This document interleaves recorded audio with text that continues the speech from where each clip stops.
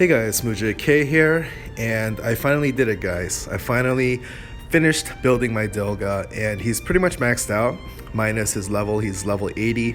I really couldn't spare any more resources on this guy, and I did it for fun, kind of like a joke character. But at the same time, he's not really a joke character, because if you will notice, he has very little clothes on, and in JRPGs, that means that his defense is through the roof.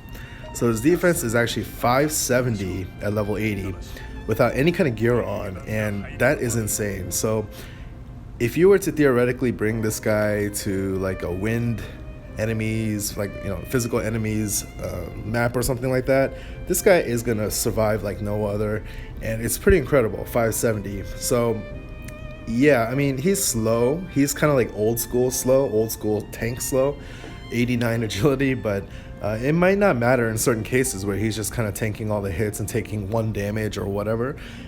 His HP is a little bit, not as high as you might expect, but he doesn't really need it, at least against physical damage enemies. So pretty insane stuff. And of course the skin. Everybody loves the skin, and by loves I mean, gags at the sight of it. So I apologize if you were grossed out at the beginning of the video. I just thought it was kind of funny. I actually can't wait to take this guy into multiplay just to kind of troll people, but at the same time, maybe there'll be some cases where he's the last one standing, everyone else is dead, and he's the one putting in work. So yeah, he's a troll character, but not quite really. So yeah, his abilities aren't really that great. They're not that improved, actually. Like if you go to his Holy Sword, the only thing that really changed was instead of like the regular Lightbringer or whatever, it's called Musclebringer, which is kind of funny. If you like play the story and everything, they actually have a lot of fun with it. He's like all like a manly man and whatever. All it does really is instead of just doing damage in a 3x3 cross, it actually raises his physical defense even further, which is like crazy overkill. So it raises it by like 15%. So if he has like 600 defense or something like that, that's an extra 90 defense. I don't really know that that's gonna make or break anything. That's not really like a great benefit. I would have rather had attack, because his attack is a little bit low. It's actually noticeably lower than say Logi or something like that. So I would have rather had a physical attack boost, but this guy has one purpose and one purpose only, and that's just to have crazy physical defense, like a tank in the purest sense of the word in this game. So let's go ahead and throw some gear on him and then like take him for a test spin. There's really not a whole lot to see, but might as well. I know you guys are itching to see him in action and in all his semi-nude glory. So why don't we go ahead and yeah, let's try this one, Dazzling Blade. This is probably not the best weapon for him, but I don't want to waste too much time here, and it's really not like being serious right now. If I were to use him seriously, wow, look at that, 607 defense. I would probably use either some kind of agility thing, or just your typical Curious Doll, because his HP could be a little bit higher if you're going for like that pure tank thing. So yeah, Curious Doll is just kind of like always a good choice, but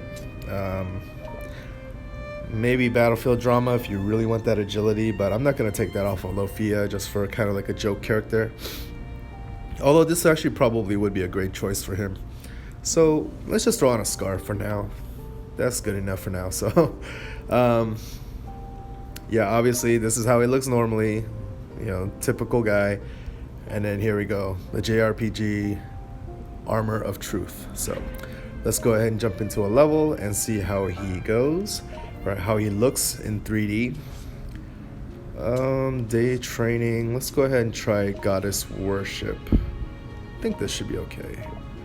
So yeah, auto's off.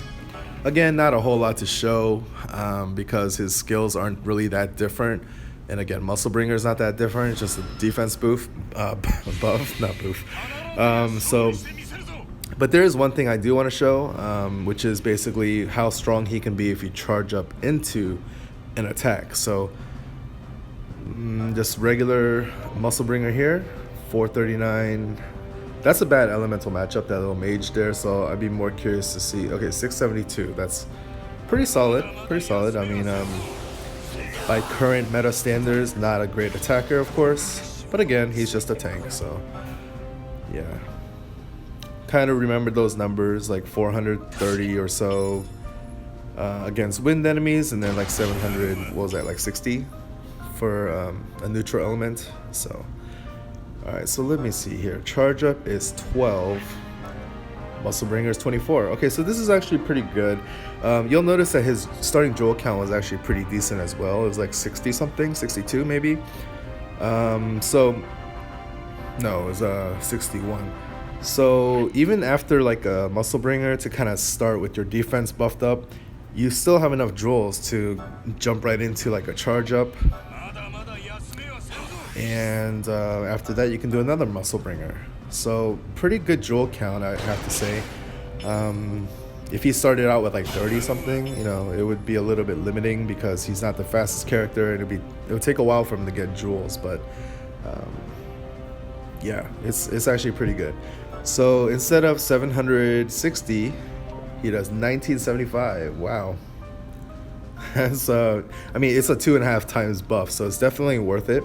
It's pretty rare that you have these tank characters that have charge up, or you know, any kind of like a real big attacking buff. I guess that's why Muscle Bringer doesn't buff his attack, because that would obviously, you know, possibly be overpowered if you can buff his attack and do charge up. So that makes sense actually. I didn't think about that. So 1975, that is really, really nice.